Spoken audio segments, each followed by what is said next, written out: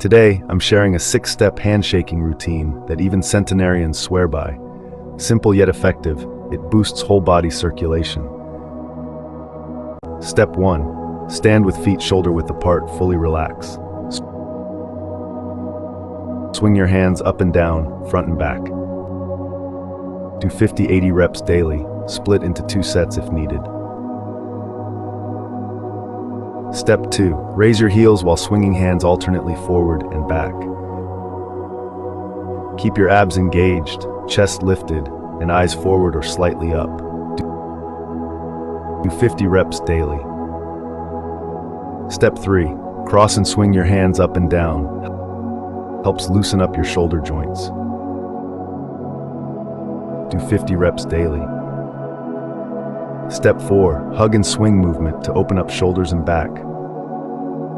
Expands the chest and strengthens the back. Do 50 reps daily. Step 5. Splashing water hand swing. This move relaxes the waist and engages the whole body. Do 30 to 50 reps daily. Step 6. Side to side alternating swings in a folding motion. Adjust speed based on your comfort level. Works the waist, abs, hips, chest, and arms. Do 70-80 reps daily. Commit for 1 week and discover a new you.